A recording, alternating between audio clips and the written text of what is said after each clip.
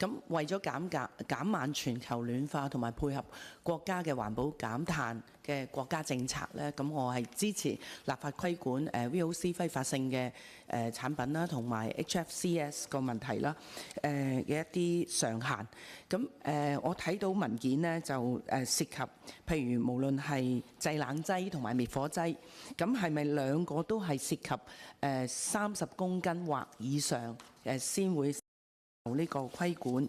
咁多數都係工業咧，正如局長你講就話，譬如啲數據中心嘅滅火嘅設備啦，以至到一啲 chiller 啦、大型嘅製冷機。咁我自己都認同幾位同事講咧，其實如果唔登記咧就唔知道嘅。咁可唔可以設立一個一站式嘅平台，既減低業界嗰個工作量，亦都可以亦都受到局方嘅有資料嘅監管，就唔係話備存。因為文件第4項，你哋就係話建議只係愛嚟做備存嘅一啲資料。咁呢個即係應該係文件第12版係就係備存工作記錄咧，呢個就唔理想嘅。咁我覺得，既然如果假設話大型製冷機有1萬台，咁多數可能一啲會所啊、商業大廈，咁個製冷，譬如好似我哋泥頭子咁樣，你拆卸咗一個工程，啲泥頭你就要有翻個泥頭子交翻出嚟。咁呢個一樣嘅功能，即係譬如個製冷，咁當然啦，佢回收啲雪種嘅時候，佢個排放佢可能會損失咗或者漏咗一啲，咁未必係1對1嘅。咁但係你有電子平台，你照登記到，譬如我喺某一個屋苑裏邊拆咗呢一台嘅，而有一個呢個泥頭子或者一個申報嘅制度，咁就可以。咁另外咧，我就希望睇下一啲環保雪種咧，其實喺社區香港咧都推廣咗好耐嘅。咁如果佢有誘因，有冇啲鼓勵嘅制度，即係好似頭先劉議員問，咁有冇辦法可以有啲政策或者優惠到，令到佢哋多啲選用環保嘅雪種啦？呢個第二。第三就係最後一樣嘢問，就係嗰個清潔劑。其實處方咧，既然話市場有86項嘅清潔劑係可以做替代，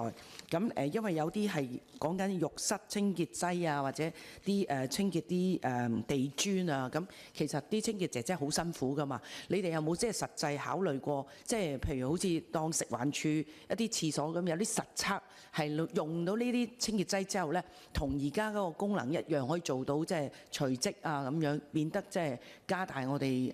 市民嘅壓力咧。唔該，主席。好，副局唔該。好啊，多謝主席，多謝議員。咁咧頭先咧我哋講咧就係嗰啲製冷劑含量咧就係50公斤或以上嘅冷凍系統啦，同埋咧係滅火劑含量30公斤咧或以上嘅滅火系統啦。咁就喺即係我哋策略3咧所涵蓋即係嗰個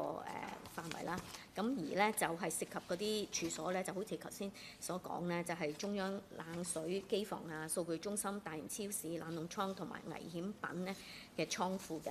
咁樣頭先咧議員提到咧就係剛才亦都有另外一啲議員提到咧就係嗰個電子平台啦。咁今日提出呢個意見，我哋都要翻去即係研究一下啦嚇。咁然之後先可以即係睇嘅。咁而第3咧就係嗰個而家有86% 咧嗰個替代嘅個用品啊嚇，即係嗰啲清潔劑嗰個類別啦。咁頭先我哋都講過，就係咧立法之後咧，就係個市面上面咧就係即係冇咗嗰啲即係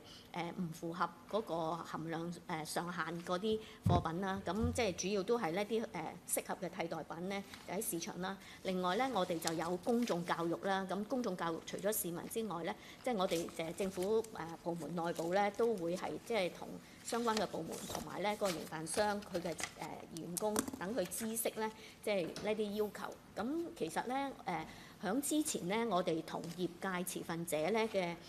溝通之中咧，佢哋覺得呢啲替代品咧都係可以滿足到佢哋嗰個工作嗰個需求嘅。咁所以我哋日後咧，即係譬如喺內部同員工嘅宣傳，同埋咧市民嗰個宣傳咧，我哋相信咧都係可以佢哋都會係接受呢啲替代嘅用品嘅嚇。